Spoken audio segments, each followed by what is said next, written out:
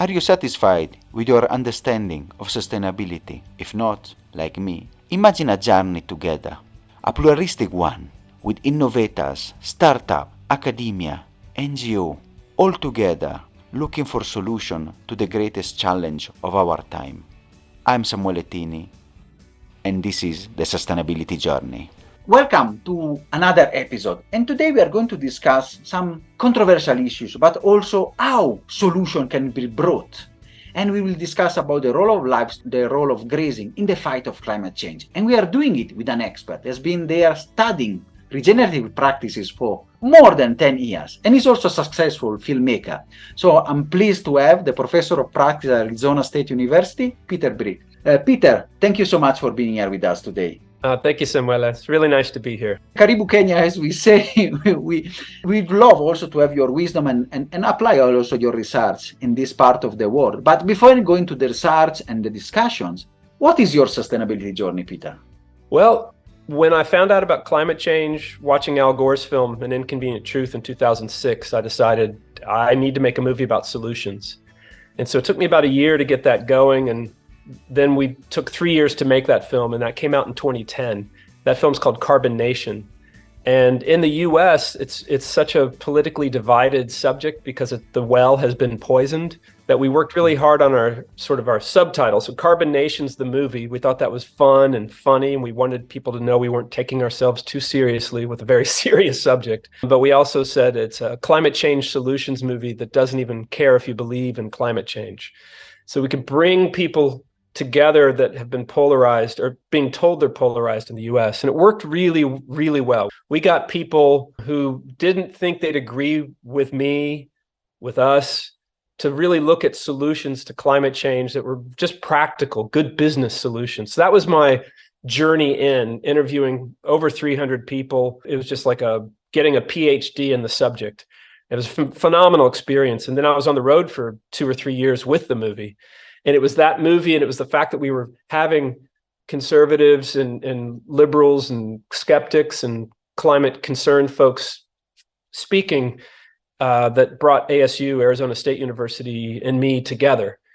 And so that's when I joined academia, was in 2013. I went to film school. I went to Cal Arts, which was started by Disney back in the 60s. I graduated in 86 and then had a whole career in the film business, directing music videos, editing documentaries, making documentaries. And so coming out here to Phoenix and Tempe, Arizona, was 10 years ago, right now. And in the making of Carbon Nation, I thought, okay, if I can only work on one solution next, because we did all sorts of solutions in Carbon Nation, land use, energy efficiency, renewable energy, sort of leadership. I was like, what one thing could I work on? And in our research in the movie, and as I was meeting people, the soils just kept coming up as a problem if treated poorly for climate change, and a huge solution if treated well for climate change. And when we made Carbon Nation, I thought eating meat was not the best thing for the planet. We had all sorts of information in there, but we also showed that soils were really important. And so I was being introduced to the idea of regenerative grazing, Alan Savory's work and people like that.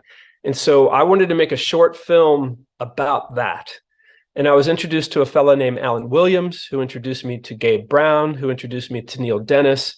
And so in 2013, we made a very short film about those people, and that's called Soil Carbon Cowboys. So that's the fulcrum of my life now, was that short film.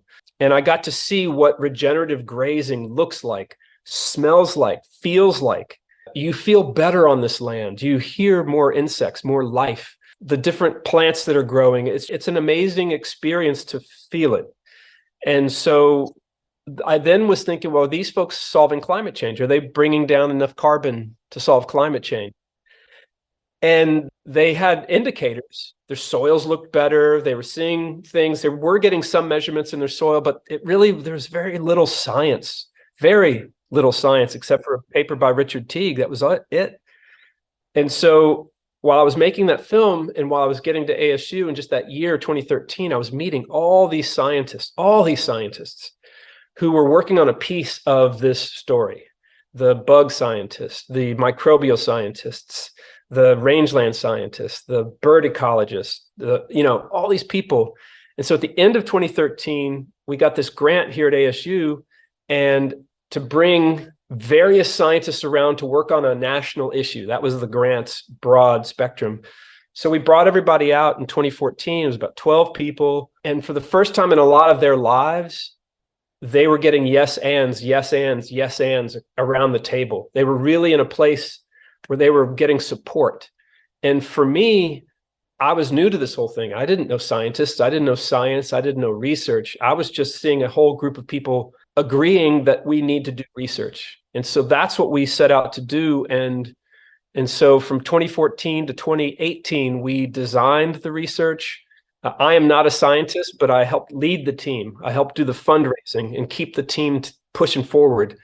And in 2018, we got enough funding to get out in the field. So from 2018 to 2022, we were in the field measuring and filming. And so we've made a 4-part documentary series on all this research, on all the farmers that we met. It's called Roots So Deep, You Can See the Devil Down There. I want to also go a bit deeper because some people also in the audience, they might not be aware, on what is regeneration, what is the adaptive multi-paddocks, and also the work that you are doing on Roots So Deep. So can you elaborate a bit more on this part, because it's really fascinating, the work you are doing. What we've discovered I made 10 short films from soil carbon cowboys to herd impact. There's 10 short films on our website, carboncowboys.org.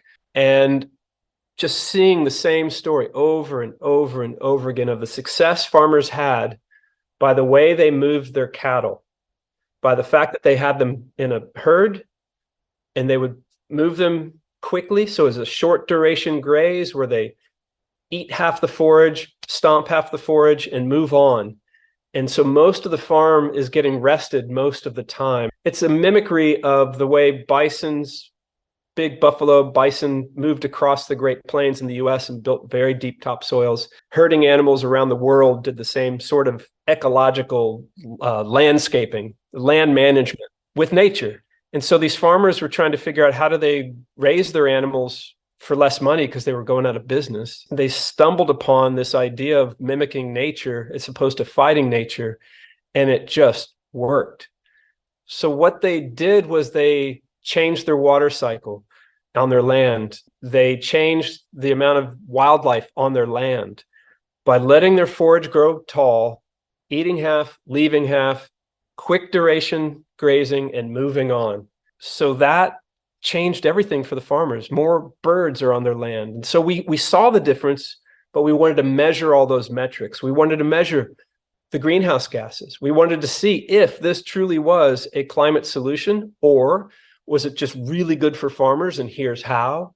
Or was it just really good for wildlife and drought mitigation and flood mitigation? So we measured all of these metrics. And what I learned when I started was I was just looking at carbon, right? I was just looking at carbon. And I was told and taught by great scientists, if you're going to talk about a grazing system, a farm system, as a solution to climate change, you have to look at 3 greenhouse gases. You have to look at CO2, you have to look at methane, and you have to look at nitrous oxide.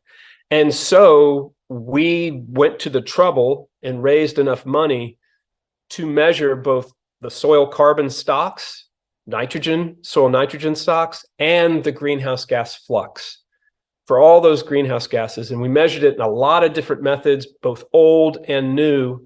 And then before we even got in the field, we vetted our methods to a lot of people that don't want people to eat meat. We found scientists that are very much about, let's get meat off the planet. Let's get livestock off the planet. We wanted to know that our methods were acceptable.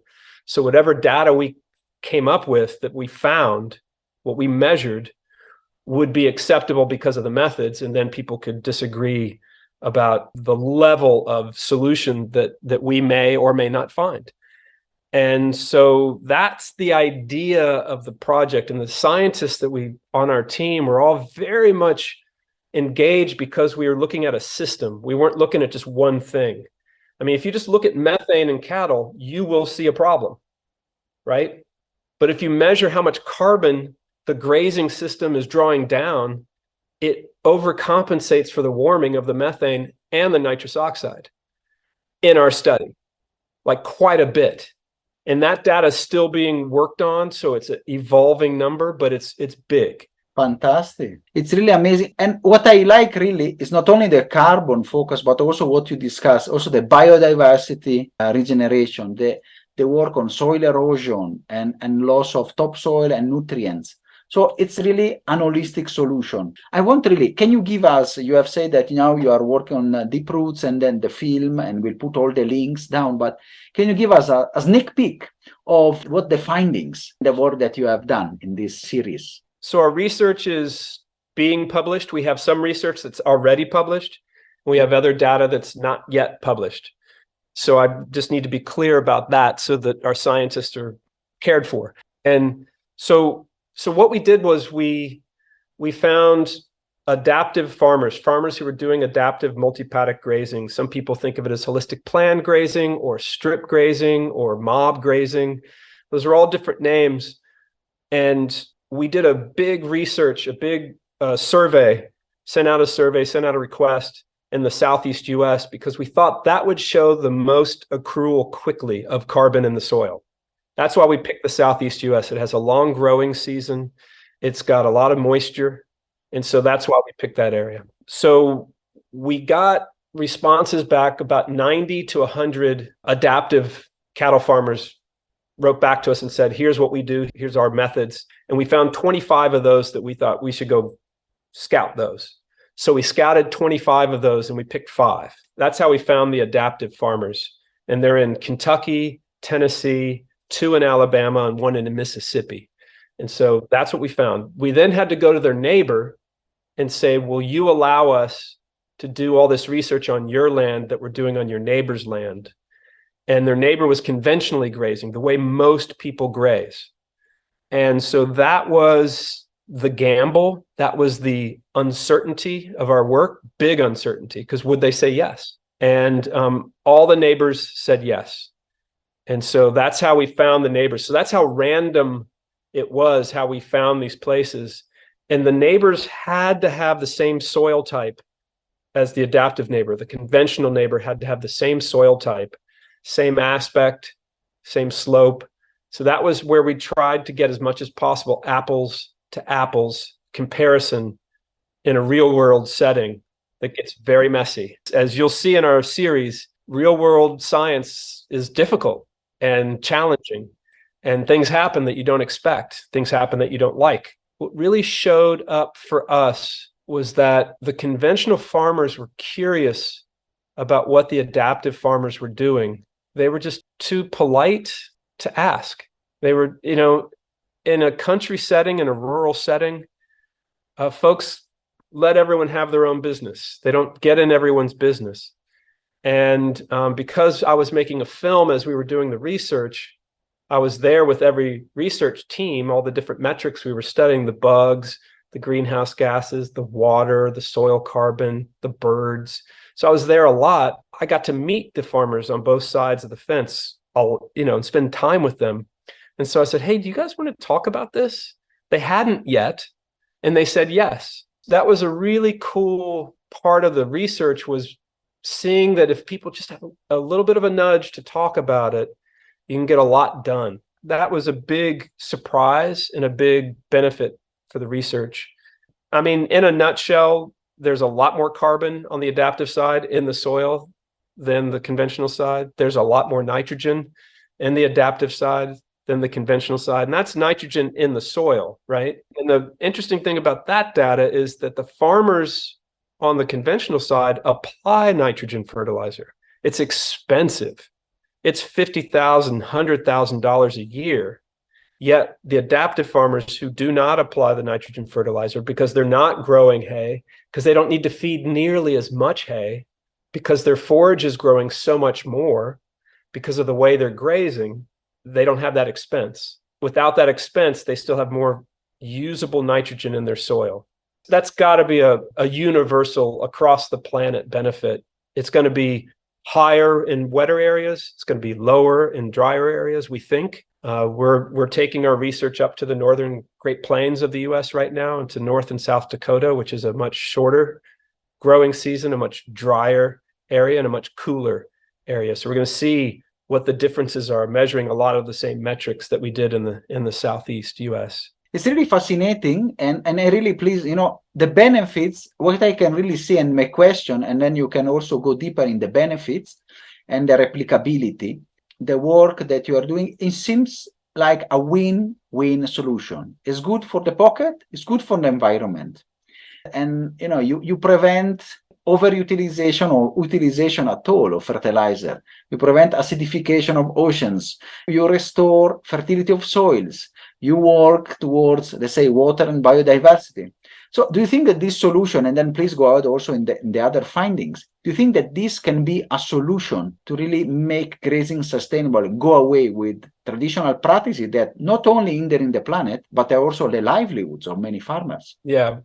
What's the number? You probably know it better than me. I think it's like, is it 500 million people on Earth are in the grazing business, livestock business, and just about a huge portion of that are smallholder cattle farmers.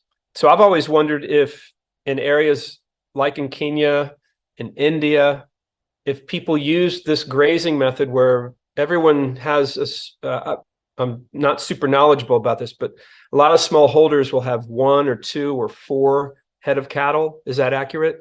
They'll be in an area where everyone's trying to get to the best grazing, and it's competitive. And if there was a way to make the grazing lands a commons, bring everyone's herds together, bring everyone's animals together as a herd, and then replicate the same grazing method, the adaptive multi-paddock grazing method, could that benefit everybody in a community where everyone's just in a small hold of cattle? I don't know the answer to that, but that's something I've wondered about. And I've seen the benefits when people bring all their animals into one herd and treat their land like a commons. But over here, it's their land. It's not, and they're not in competition for that, that piece of grazing area. I think that with the data that we found, this is absolutely a climate change solution when looking at the 3 greenhouse gases. It's quite large. And like I say, that data is not yet published. It's in our movie. People can watch our movie. They can go to our website, request a screening. We're out on the road right now screening it, but it's significant. And will people get that same kind of greenhouse gas drawdown, that CO2 equivalent drawdown that we're seeing in our data and everywhere on the planet? I think it'll be a scale of efficacy, a scale of solution. But I've been in very many different ecosystems where farmers apply this method, whether they're in desert, whether they're in a huge drought in a semi-arid land, whether they're in a huge drought in the middle of the US, whether they're in a super wet area in southwestern England or up in Canada. And it's been very, very successful for them. I want to see how it works in South Africa, where my wife is from. I want to see how it works in China and Mongolia. I know it's working. I know people are doing it in all these places and having huge success. Australia, France. And so I know a lot of people don't want people to eat meat. I know there's a lot of people that think all livestock should just be taken off the planet. And I can tell you, I used to be kind of like that, not all the way down that road. I understand that, because if you look at conventional industrial meat production, it's devastating. But you have to look at conventional industrial plant production too. It is devastating. And so when folks are saying they want a plant-based diet, they've got to look at how the plants are being produced too. The industrial model is devastating no matter what you're growing. And in my time, my team's research, my experience, I'm seeing that if you treat animals really well in the field, you graze them out and you replicate nature, that nature shows up on the farm, and that huge amounts of carbon are drawn down, and it is definitely a solution. And so I think it has to be looked at. You don't want to ignore this. And I know there's a lot of people who've been looking at cattle as an eco-villain for a long time. And I agree with what they're looking at. They're looking at a sick system And yeah, that's a sick system. I agree. But we're finding a very healthy system that's jaw-dropping. And we're doing the research, we're taking our time, we're being very rigorous, and we're seeing something truly remarkable. And that's what I want to be able to share with folks so they can then make possibly new decisions or adjust their decisions or just know there's a nuance and it's not just black and white. Fantastic, Peter. And when you were talking, I've seen, especially also in large areas, especially also in Africa, and you mentioned South Africa and other, where ranches and rangelands could be a win-win solution for communities, and which sometimes they have issues with drought, they are facing climate change, and can also be for wildlife. But I want to ask this question. Consumers, especially in the US, vote, and you vote for your buck. And how people, is there a differentiation in the market with meat that is done with these regenerative practices that you are studying? How can people, vote with their everyday meal and support farmers that are working toward regeneration, towards farmers that are still stuck in the business as usual model? Farmers that are grazing conventionally, they're certainly the majority. And what I found in my work is a lot of those farmers do not know this is an option. They've never been taught this as an option. And so this isn't a blame the farmer thing at all, like at all. I've become very, very much a supporter of farmers while I've been doing this work. And I'm not a farmer. I was not raised on a farm. So this is a new world for me over this last decade. And I've been just grateful to have this experience. There's just a lot of farmers that when they find out about this, they get it. And so the reason that we did the research was we wanted to find out, is this a true climate solution? And the answer is yes. But the reason we made the documentary was that if we did show up with a solution, we'd have a vehicle for making sure the world knew about it. And so that's what we're just revving up right now, is that marketing and distribution of this docuseries. And so we have a feature on our website at carboncowboys.org is just request a screening and we'll set it up and we'll make sure you can screen it. So wherever you are on Earth, you have a very international audience. Let's get this thing going. Consumers also are confused, right? There's a lot of things out there. So how do you clarify that? There's a new badge that friends of ours are developing. It's called Regenified. Regenified.com is their website. And they have a very rigorous assessment of farmers before a farmer can say that they're grown in a way that regenerates the soil. And so I like that approach. And so they're working on that. There's other badges that are out there. There's talk about how you get the government to properly label food so that if it's grown in a country, it's labeled as grown in a country, and you can't grow food from another country and label it that's grown in this country. There's a lot of confusion there too. But the way it was described to me at a food co-op in Albuquerque 8 years ago was, cheap food isn't cheap if you put it in the same bucket as your healthcare. That kind of education piece is really important. And I think there's a lot of really cool people working on that. Fred Provenza and Stefan van Vliet are looking at the nutrient profile of grassed finished beef and other animals versus feedlot finished beef, which is very much prevalent in North America and is spreading. They're basically looking at, is it healthier, and which one is healthier and how is it healthier? And so they're looking at all those benefits. And so all those things can educate the consumer. There's another film called Common Ground that's just coming out. I think it's a really good overview of educating folks about regenerative agriculture, both history and some of the practitioners that are doing it really, really well. And so films, research, how do you make it easy for a consumer to make the right choice? I think we're figuring that out. How do you make it easy for big food companies to want this? Well, the consumers have to know about it to drive it. So it's a lot of levers that need to be pulled, sometimes in a sequence. And so we knew that science was foundational. So that's why we've spent this much time and effort to get research. I really like your approach because now you have evidence data which are rigorous and scientific based, which now can inform your awareness campaign and your giving voice in a way, which also can translate to people and consumer want to go towards that type of meat consumption rather than the traditional one. And my question is really this: you have laid the foundation, but then you have also the filmmaking.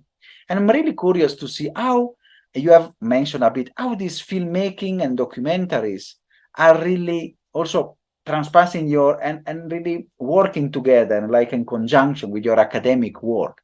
And how can this can be an important way to showcase to the world? As human beings, we all like a good story, right? I mean, I think since we were sitting around a campfire, 10,000 years ago, I think story's been part of our DNA, our enjoyment of life. And so filmmakers are part of that storytelling tradition, right? Phenomenal filmmakers that you see a good film, you feel energized, you feel like you want to do something exciting, right? And when I see a bad film, I feel deflated. So film has always been a roller coaster for me. Great ones bring me up and bad ones bring me down. And I wish I wasn't that way, but I am. And so with science, it can be very dry when you're just talking about data, right? It can't, like, the emotional connection to a scientist is hard to get in a research paper. I don't think research papers and peer-reviewed science is really built to contain the emotional connection that scientist feels and the passion they feel for the work they're doing. Like, the scientists on our team are passionate, caring human beings. And so by showing them on film, we can show their passion and their caring and their sense of humor.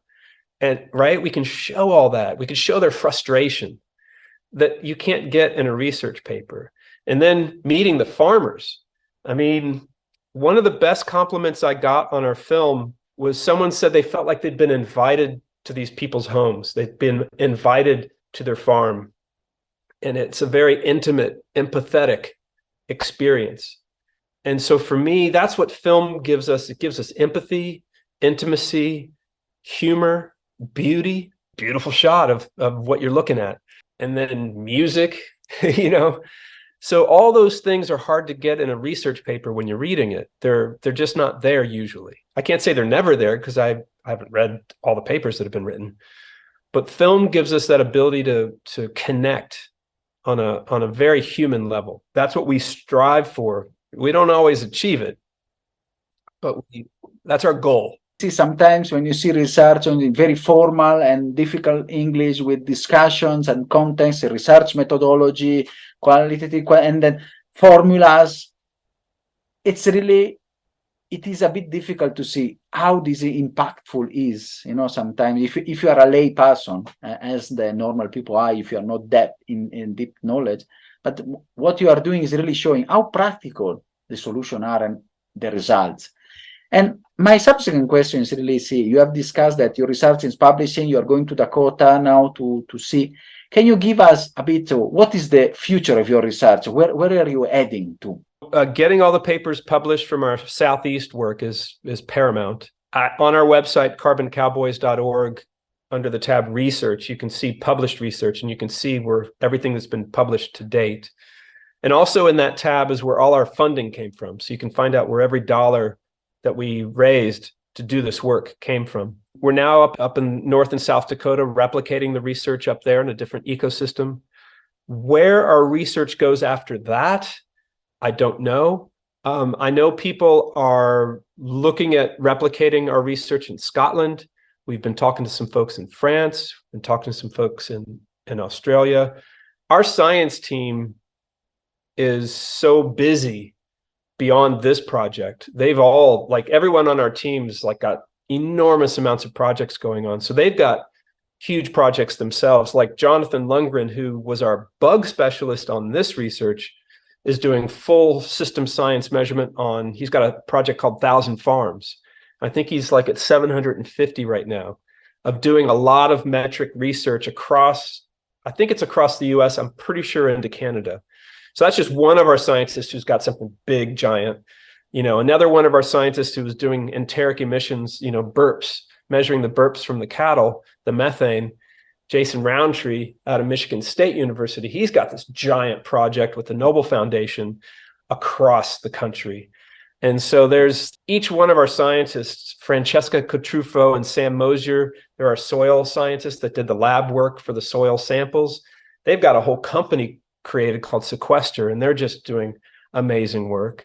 And then the greenhouse gas teams, one of our teams has a tower that measures the CO2 coming in and out of the ground. They've started their own company called Quanterra.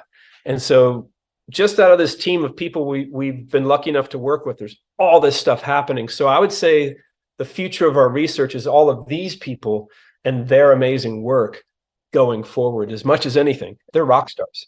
Fantastic. And I'm sure, I'm looking forward to see the replication maybe this side of the world and to see how it can also be applied, and maybe Roots So Deep can have African chapter and some work in this side of the world. Yeah, and our social scientist, Dr. Jennifer Hodbod, she was at Arizona State with me, then she went to Michigan State, now she's at Leeds University. She's doing and has done a lot of work in Kenya. So her work is already there. I would like to see the methods. For me, the research is really important, but getting the knowledge to farmers, letting them choose whether they want to do it or not, and then helping them that's sort of what I want to be doing next. Like to get to thousands and thousands of farmers, give them the information, see if they want to make the choice, help them make the choice with both knowledge, funding, and then continue the research, right, on all those farms, continue the measurement, and then continue telling those stories. So that's where I see my future is. That's all collaborative. Like not one of those things do I do. That's all collaborative, right? But helping to get it going, that might be where I can play a part, right? To like be a cheerleader. And bringing academia and at the grassroots level with farmers, and really also raising awareness. As you say, storytelling has a lot of power, and it really can change and educate farmers and also educate consumers to make sustainable choices. It's really a fascinating work that you are doing, and it really shows how change makers around the world, maybe often not under the spotlight, but they're trying to bring real solution which can help, let us say, the win-win solution, which is often overused terminology, but those are the solution that we really want to see, and to really create this sustainability journey for our human race and also for our planet. And I want to ask you the last message that we usually give to our audience. What do you want to give to our audience that is listening to you? Hopefully, I'll be giving your audience, along with what I want, which is knowledge that there are solutions to climate change that can be scaled. I need to know that, or need to know it's not possible. I need to know. And that's why I've spent a decade on this journey and finding out that indeed, yes, it is a solution, not the, but a solution is rewarding and daunting, because everything's got to change. Food production has to change, like across the board, across the world. You look at soil erosion across the world, it's a big deal. But we know through regenerative grazing and regenerative agriculture, it's not just grazing, that we can rebuild soils. Like that's a doable thing. And so, and just on the wildlife piece, on our research, just this one little last note, grassland birds in the United States, their population has depleted over 50%. There's a paper from Cornell from 1970 to 2017 or 18, 51%. Some of those birds have depleted up to 85%. And what we found on our research is on the adaptive side of the fence, just a fence, there's 300% more of those grassland birds, both in there's more diversity, but there's more of them.